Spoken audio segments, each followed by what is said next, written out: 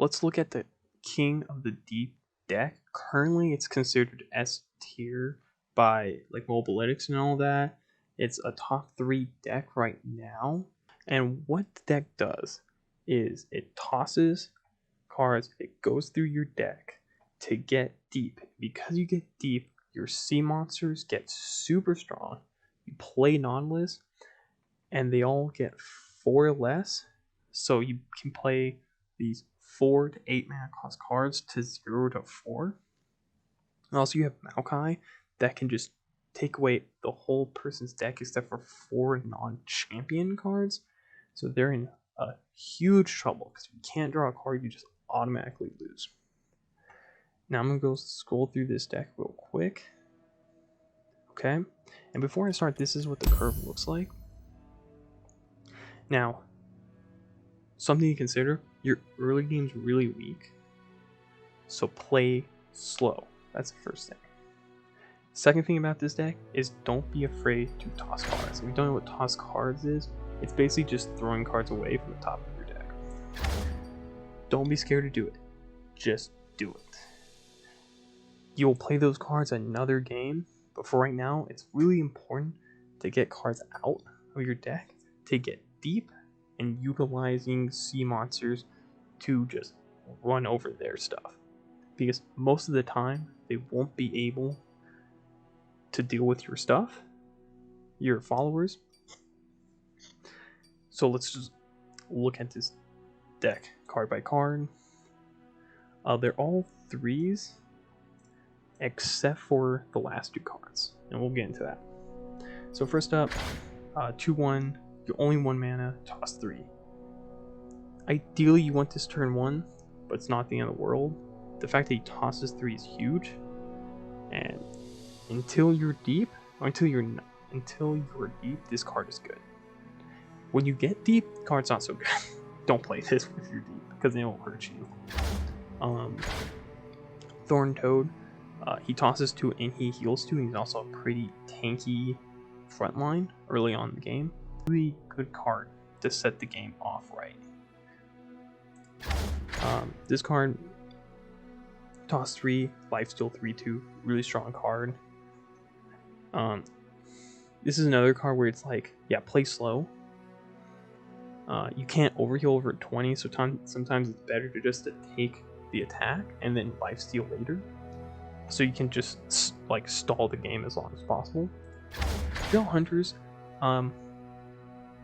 there's two reasons why you have this card. Number 1, it creates a sea monster, which is huge because it's any sea monster, and honestly it doesn't matter which one you get because they're all good.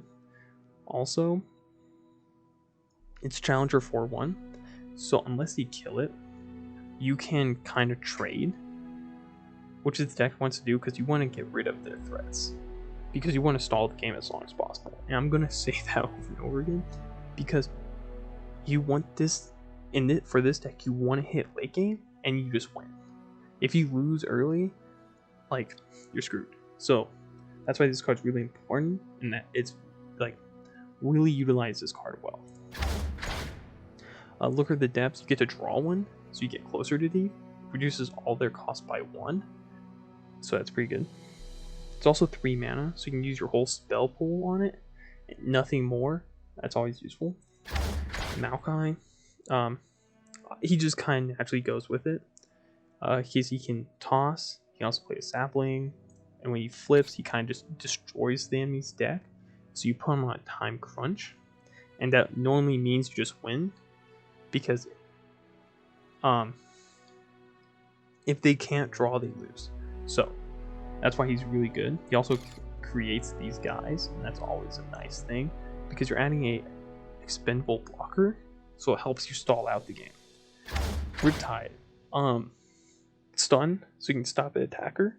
Also, if you have Nautilus out, you can kind of just send a huge threat with that they stacked a bunch of like +3/+3 or anything like that buff them up. You can just send them to their deck, so you can eliminate a threat really easily with this. Beast Below, it's just a standard sea monster. 4 mana 4/4 becomes a 0. It becomes a 7/7 deep, and then if you have Nautilus out during deep, it becomes a 0 mana 7/7. So just kind of just a free big card.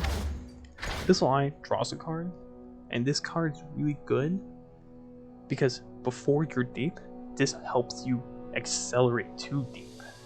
Because not a lot of cards have elusive, but because it's elusive, it can block elusive units. So that's pretty big. It kind of serves as a multi-purpose card. That's why he's a 3/0. Grasp, just because it drains 3, getting 3 life back and possibly killing something is really useful. Obliterate, removal, and a sea monster, so it's like it's gonna be a big dude for them to deal with. Also gonna be a kind of form of removal to get rid of something. Nautilus, the king himself, when he flips 13/13 with tough and fear, pretty monstrous guy. Shipwreck Hoarder, he's definitely your win condition. He's your hard win condition. If you play this and you're deep, you're gonna be looking to get these treasures, and even if you toss them, you still get them. So that's pretty sweet. And you have a board wide, you draw 3 of these guys who also get deep, so they're 5 mana 8 days, or you just get 5 random cards that cost 0.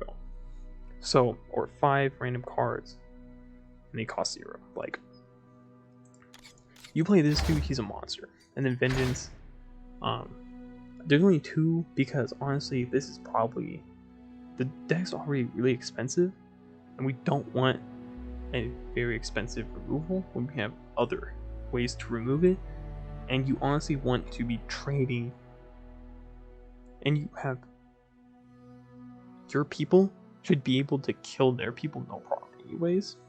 So that's why I only run 2 of these, because you shouldn't really find it should be rare situations where you're desperately needing this. And so yeah, that's the King of the Deep deck. If I would say, play slow, play safe, and you're just going to dominate the late game.